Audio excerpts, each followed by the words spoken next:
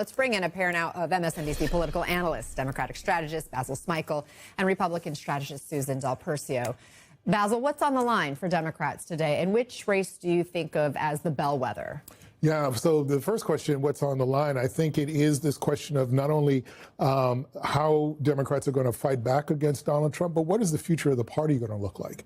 And it's really important. You know, I do think that the Jersey race is going to be a lot closer than the Virginia race, but I actually because of the candidates. I think it's partly because of the voters, partly because of the candidates, partly because of the state. Because I actually think New Jersey's becoming a bit more purple, but I also think that with Virginia, as was mentioned earlier, you have a lot of voters who are directly affected by the shutdown and the goings on in Washington D.C. So I think a lot of those votes are a referendum on that very specific issue.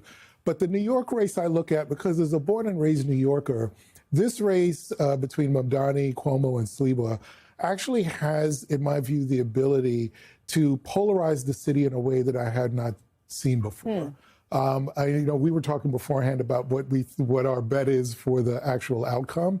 But in many ways, I do think that this race does speak a lot to what the future of the Democratic coalition is going to look like. I do think for that reason, it's kind of a change election because it will dramatically reframe the Democratic coalition. Susan, zooming out again, what do you think is on the line for the Republican Party today, and which is the key test of these races we're discussing? The key test is probably New Jersey, because I'm looking to see if Donald Trump, who came within 6 points in his second election to office, he made big inroads. He made big inroads. He was compared to being down 15%. So what I'm looking for is to see if that Trump coalition still exists, especially with Hispanics and men. How does that start? Does it shift? It's also important to recognize in all of the three races we talked about, there is no incumbent. So there is something to say for candidate recruitment and candidate, who's on the ballot and how they got there. So I think that's important. In Virginia, it is a lot about the shutdown. We're going to see, some of the exit polling, why they did it. But again, it's someone, and I'm going to make this leap to New York in a second. When you look at the lieutenant governor who's saying, let's keep it going. Do they really want to keep it going, or do people want to change? There's tons of federal workers there in Virginia. Exactly. So that's why the shutdown. And when you look at New York, I'll make the argument that, I'm no fan. By the way, Cuomo is voting right now here in New York, speaking about this Which contest. I think is the second time he probably voted in New York City. But that's on here or there. Right. Putting that aside.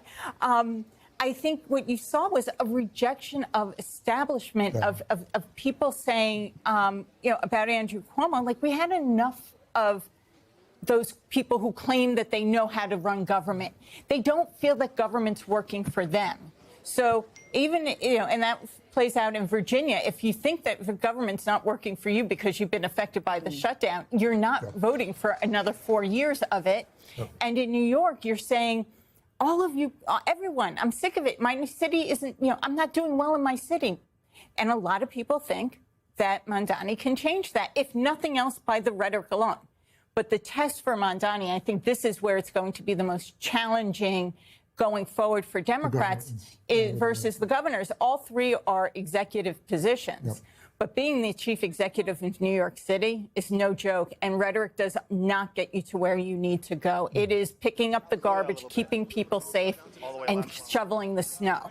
And that's what we have to see if he's able to. Basil, I'm curious, because if we're looking at these races as potential litmus tests moving forward for the midterms, what are the key voting blocks you'll be looking at in terms of the results coming out of this? Are you looking at younger voters, independents, minority voters? Oh, all of that, I think, because there's a generational divide, which I've talked about a lot.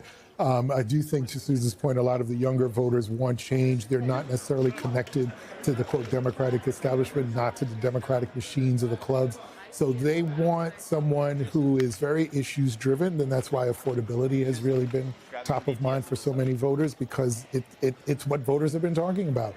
And they see the aging of the Democratic Party, and they want somebody that's just younger and more representative of their interests.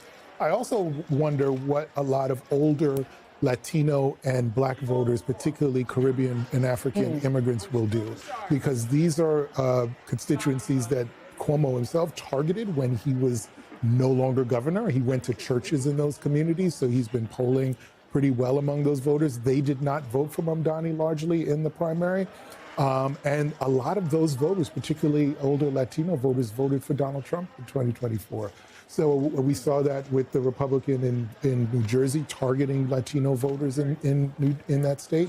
And so I'm curious as to whether or not some of those voters kind of continue to vote for someone they view as either strong and or willing to work with Donald Trump. That is going to be fascinating. We're going to keep this camera shot up. Perhaps Cuomo will speak after he votes, and we'll try to dip into that. But Susan, I'm wondering what you think about the Trump endorsement. What impact could that have in this race? I really don't think it has much of an impact whatsoever. I think it's more about Donald Trump just wanting to have a different conversation than the shutdown. Is it weird though that he's like buddying up to Cuomo, given the way these two clashed in Trump's first term when Cuomo was governor? This is not about Andrew Cuomo whatsoever.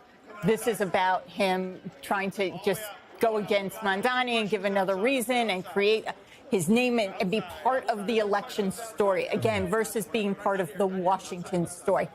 It could, I don't see it affecting it much, but it could help Mamdani a little bit, maybe a half a point. I just don't see it changing the outcome of the race. Okay, guys, thank you so much. Basil Smikle, Susan Del Percio.